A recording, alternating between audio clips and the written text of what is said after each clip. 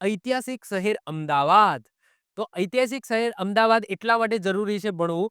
જો આની અંદર અમદાવાદની અંદર જેટલા પણ શિલ્પ સ્થાપત્યો છે, જેટલા પણ તીર્થ સ્થાનો છે કે પર્યટન સ્થળો છે, એ આપણે ઓલરેડી ઇન્ડિવિજ્યુઅલી આપણે ભણી ગયા છે. પરંતુ ઐતિહાસિક શહેર અમદાવાદને એટલા માટે ભણવું જરૂરી છે કારણ કે વર્લ્ડ હેરિટેજ સાઇટ હવે થઈ ગયું છે. વર્લ્ડ હેરિટેજ સાઇટની અંદર દરજ્જો મળ્યો છે. તો ઇન્ડિવિજ્યુઅલી તો આ બધા સ્થળોને ભણી જ ગયા છે, પરંતુ આપણે એક વખત આ શહેરની પણ વાત કરી લઈએ. તો વાત કરીએ આપણે ઐતિહાસિક શહેર અમદાવાદની, તો મધ્યકાળ દરમિયાન અમદાવાદ આશાવલ નગર તરીકે જાણીતું હતું.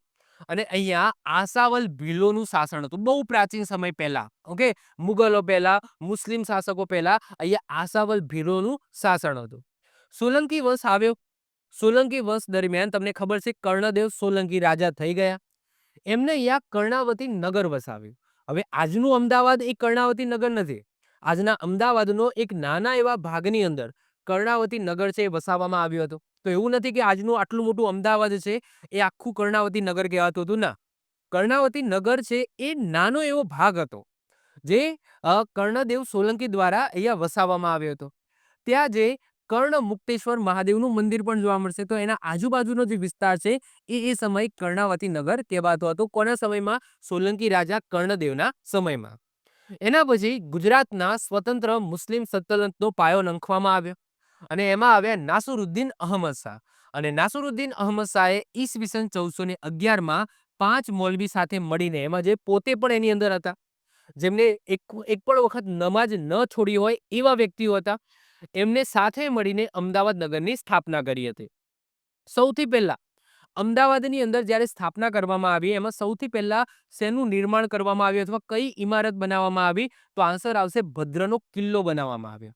હવે આ જે 5 મૌલવી હતા એમાં રાજા પોતે પણ હતા, એમાં પણ એક સંત હતા અને એ સંતનો રોજો તમને સરખેજનો રોજો સરખેજની અંદર જોવા મળશે અને એ સંત હતા ગુરુ અહમદ ખટુ ગંજબક્ષ. યાદ રાખજો, ગુરુ અહમદ ખટુ ગંજબક્ષ એમનું નામ હતું. જે આની અંદર આ 5 મૌલવીઓની અંદર એ સંત તરીકે હતા, જે અમદાવાદની સ્થાપનામાં એમને ભાગ ભજવ્યો હતો અને એમનો રોજો આપણા અમદાવાદની અંદર સરખેજની અંદર જોવા મળશે, જેને સરખેજના રોજા તરીકે આપણે ઓળખીએ છીએ. આગળ વાત કરીએ, આ ઉપરાંત સીદી સૈયદની જાળી તમને જોવા મળશે, જેની આપણે ડિટેલ્સમાં વાત કરી હતી શિલ્પ અને સ્થાપત્યોની અંદર. ભદ્રના 3 દરવાજા, અમદાવાદની જામા મસ્જિદ, જે ગુજરાતની સૌથી મોટી મસ્જિદ છે, એનું પણ નિર્માણ કરાવવામાં આવ્યું હતું. એના પછી આગળ વાત કરીએ કુતુબુદ્દીન અહમદ શાહની. એના પછી જ્યારે કુતુબુદ્દીન અહમદ શાહ આવ્યા તો એમને હોજ એક કુતુબ, જે આજે આપણે કાંકરિયા તળાવ તરીકે ઓળખીએ છીએ, એનું નિર્માણ કરાવ્યું. કેવું દેખાય છે? બધાને ખબર છે આવું દેખાય છે. આવો એસબીઆઈ નો લોગો પણ છે. તો એસબીઆઈ નો જે લોગો છે એ ક્યાંથી લેવામાં આવ્યો છે? તો કાંકરિયા તળાવમાંથી લેવામાં આવ્યો છે. તો કુતુબુદ્દીન અહમદ શાહે હોજ એક કુતુબ, જેને આજે આપણે કાંકરિયા તળાવ તરીકે ઓળખીએ છીએ, એનું નિર્માણ કરાવ્યું. જે ગુજરાત સરકાર દ્વારા દર વર્ષે ડિસેમ્બર ગુજરાતના પ્રવાસ ધામ મહિનામાં કાંકરિયા કાર્નિવલનું પણ આયોજન થાય છે, જેની વાત આપણે મહોત્સવની અંદર કરીશું. કાંકરિયા તળાવની નજીક આવેલા કમલા નહેરુ ઝૂઓલોજીકલ પાર્ક, જે આપણા ગુજરાતનું સૌથી મોટું પ્રાણી સંગ્રહાલય છે, જેનું નિર્માણ કરવામાં આવ્યું છે. કોને કર્યું છે? તો કુતુબુદ્દીન અહમદ શાહે નથી કર્યું. યાદ રાખજો, રૂબિન ડેવિડ નામના વ્યક્તિ છે, એમના પ્રયત્નોથી અહીંયા કમલા નહેરુ ઝૂઓલોજીકલ પાર્ક એટલે કે એક પ્રાણી સંગ્રહાલયનું નિર્માણ કરવામાં આવ્યું હતું. કાંકરિયાની વચ્ચેમાં અહીંયા કંઈ દેખાય છે, આ છે એકચ્યુઅલી નગીના વાડી. શું છે? નગીના વાડી છે. એસબીઆઈ નો જે લોગો છે એ કાંકરિયા તળાવ પરથી લેવામાં આવ્યો છે અને આ લોગોની ડિઝાઇન શેખર કામત દ્વારા બનાવવામાં આવી હતી, જે ક્યાંથી પ્રભાવિત છે? તો કાંકરિયા તળાવથી પ્રભાવિત છે. કુતુબુદ્દીન અહમદ શાહે ઝૂલતા મિનારાનું પણ નિર્માણ કરવામાં આવ્યું છે. એ દેખાય છે. અને ઝૂલતા મિનારા એટલા માટે કહેવામાં આવે છે કે એક મિનારો પર ચડીને તમે હલાવો છો તો બીજો મિનારો થોડી વારમાં આપોઆપ હલવા માંડે છે, એટલા માટે આને ઝૂલતા મિનારા કહેવામાં આવે છે. આની વાત પણ આપણે ડિટેલ્સમાં કરી, જે અમદાવાદના કાળુપુર વિસ્તારમાં આવેલી છે. આગળ વાત કરીએ મોહમ્મદ બેગડાની. તો મોહમ્મદ બેગડાના પત્ની હોય છે, જેમનું નામ હોય છે અસીની.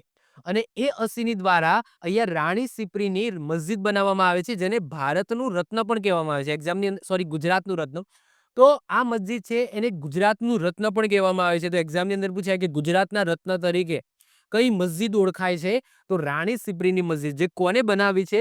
તો મોહમ્મદ બેગડાના પત્ની હોય છે અસીની, એમના દ્વારા બનાવવામાં આવી હોય છે. આ સિવાય એમની બીજી પત્ની હોય છે રાણી રૂપમતી, તો એમની મસ્જિદ પણ અહીંયા જોવા મળશે.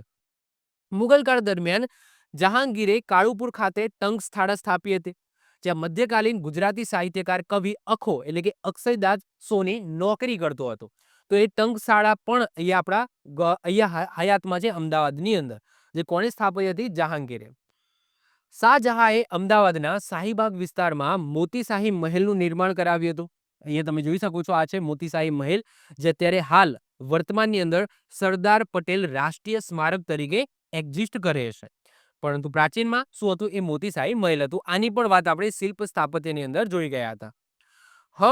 હરકુંવરબાઈ શેઠાણી દ્વારા પોતાના પતિની યાદમાં અહીંયા હઠીસી જૈન દેરાસરોનું નિર્માણ કરવામાં આવ્યું છે, જેના સ્થાપત્યકાર કોણ હતા? પ્રેમચંદ સલાટ હતા. અને આ હઠીસીના જે જૈન દેરાસરો છે એની અંદર જૈન ધર્મના 15મા નંબરના તીર્થકર ધર્મનાથજી, આ ધર્મનાથજીનું તમને મુખ્ય મંદિર જોવા મળશે. અર્વાચીન ગુજરાતી સાહિત્યના પ્રથમ સાહિત્યકાર દલપતરામ ડાયાલાલ તરવાડી એ એમના અંગ્રેજ ન્યાયાધીશ મિત્ર એલેક્ઝાન્ડર ફાર્બસના સહયોગથી ઈસવીસન 1848ની અંદર અહીંયા અમદાવાદમાં ગુજરાત વર્નાક્યુલર સોસાયટીની પણ સ્થાપના કરી છે. આ બધી વાત આપણે શેમાં કરીશું? આ જે સોસાયટી છે, જે સાહિત્યકરોની વાત થાય છે, એ બધા આપણો સાહિત્યનો લેક્ચર આવશે, જે આ સિરીઝની અંદર જ આવશે.